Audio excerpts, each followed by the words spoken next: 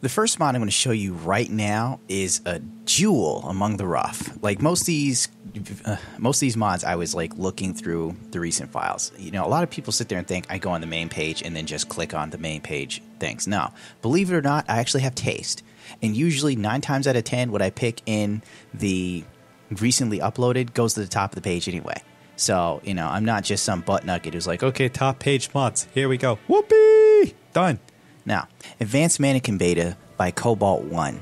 This mod features display armor, clothing, and craftable mods under furniture, cells, and workshops. Swap your current armor to the mannequin. Now, this is only in beta form. So right now, it's kind of like it spawns in NPCs that look pretty much like NPCs. You know, they don't look like mannequins. And this is fine because Skyrim mannequin mods did the same thing. They were just static, though. Right now, the NPCs move, but the mod author says that in time, it will swap everything armor and not just swap all. There will be small stands to fit mannequins in tighter places, more races, more variations, more poses, more animation. Frozen versus idle. Really? Maybe I read that wrong. Currently, there is no E-activation display, so you got to walk up to the mannequin and just, you know, press it yourself because there's nothing there that says anything. And this isn't a big issue for me, personally. I think this is going to be a big mod. It is, because it gives people exactly what they're going to want for their custom-made bases in their oversized homes. And I can't wait to see where this goes. This is definitely on my track list. And since I haven't built a base specifically for mannequins, you know, I'll have to wait. So I can't wait for what he comes up with. And if you like what you see, do download it immediately. This one's going to be hot because you could already tell it's on the cusp of just being something great, and it's just starting out. It must be like when a record executive found Prince, and he's like, there's something here, just give it a little time, and he's going to write Purple Rain. But for mannequins, it'll be Mannequin Purple Rain. This next mod is a pretty sick one indeed. Cross Jetpacks by Nero. Now, Nero has made a lot of great mods for Fallout already. If you don't know who he is, that's kind of surprising if you're modding Fallout. He also did exoskeleton suits, I believe. I think it's called cybernetics.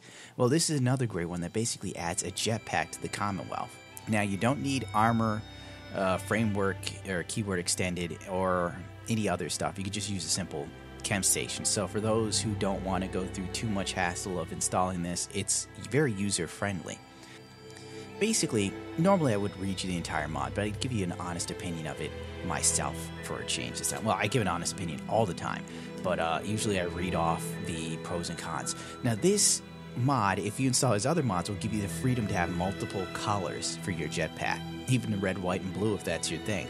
So this is very much more extensive when used in conjunction with his other mods. If you're lazy like me, you'll just opt for the jetpack. Now, the jetpack does require you having some skills and knowledge in, you know, science and I believe machinery. I can't remember. But once you get this jetpack, you have to make it in the chemistry station. Then you have to go to the armor workbench to fully upgrade it, so that way you don't confuse yourself. In its first iteration, it can only be used pretty much for light jumping and gliding down. But once you truly upgrade this jetpack, then you get to see what it's really made out of. It's a very beefy piece. Now, this is probably best for people who really didn't like using power armor in Fallout. There are people who are against it. So, this is that perfect medium point where you could just have a jetpack. And I know there were occasions when I was playing Fallout and I forgot I wasn't wearing a jetpack because I don't really use power armor much, and then I fall and broke my legs. But with this is no longer an issue. Actually, you can still hurt yourself, though. The best you can do is to reduce damage by 60% with modifications. That's about as far as it goes, unless you use his other mods in conjunction to give yourself like an exoskeleton or something to keep your legs from being broken or damaged. Probably be great for survival mode, because it would punish the fuck out of you if you fucked up. Now, you're probably saying to yourself, Gundam, jetpacks in Fallout without being in power armor, how does that get any better? Well, it does. When you're using jetpacks and doing drugs, aka tripping balls while tripping the skies. This next mod is called Chems and Alcohol Visual Effects by Slevin. This mod adds immersive visual effects to various vanilla chems and alcohol beverages. It's a fun addition to the game and adds challenges and beauty to the potion system. Some of the effects may be a bit too bright or too colorful right now. I will balance the effects after further testing. Now, these effects pretty much hit all alcohol, buff out, buff tats, buff jet, daddy-o's, day tripper, psycho, and psycho jet. And personally, I think it's awesome. I really do. It's kind of like, I'm surprised Bethesda didn't put this in themselves kind of thing. Like, once you start using it, you're like, yeah, this is pretty sweet. Like, I could totally imagine tripping balls and then making something explode behind you while it's all colorful and My Little Pony-like. Can you imagine that shit? It'd be great. Or like you kill an enemy and he just goes flying in the sky all colorfully. Aw, yeah. This is a great mod. I mean, hell, this mod brings such a cool factor to the potion/drug use in the game. You throw some rock and roll on this, and all of a sudden the video just takes on a totally different connotation.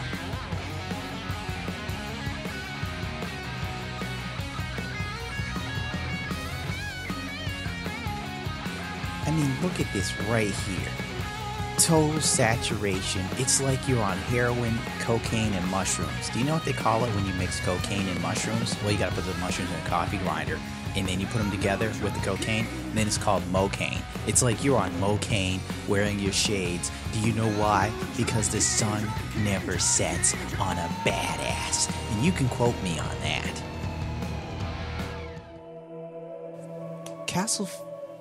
Really, Castle Brain? Cattle feeders immersively filled by temazatl.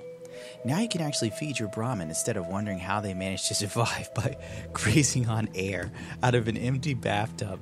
Alright, so basically, what this mod does is it adds food to the cattle feeders. Right now I think it's only one design of food. I didn't see anything other than that. There was one area outside of the Covenant, I believe, where the cattle feeder actually had water in it. But that was like the only one, and I always wondered how come Bethesda only put water in one of them. This mod now pretty much corrects this glaring mistake. If you're definitely in for immersion, and you absolutely positively need to know that the cows are eating something, then this is for you.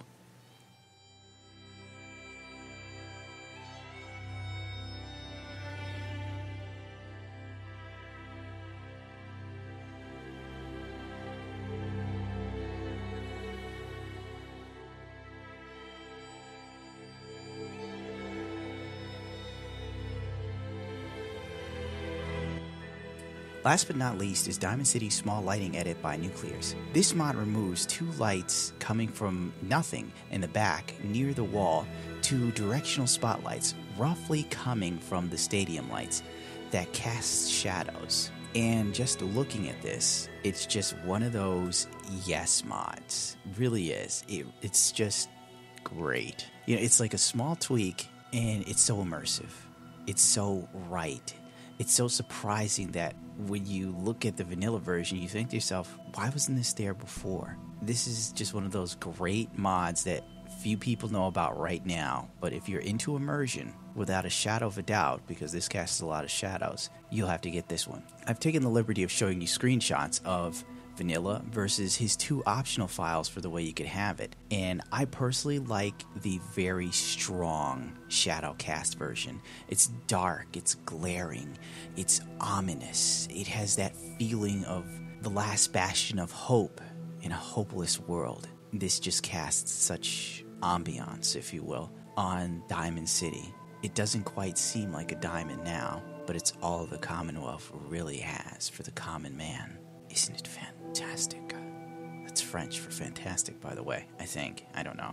Well, that's it for me. My next video may possibly be a playthrough. I don't know. Per his request from people who are looking for that, I may do survival mode because I think there's a good shot I'll die a lot, and that's a whole lot more entertaining than me actually just breezing through the game and making my usual comments that I only say to my cat, and now that I tell you because you actually listen to this.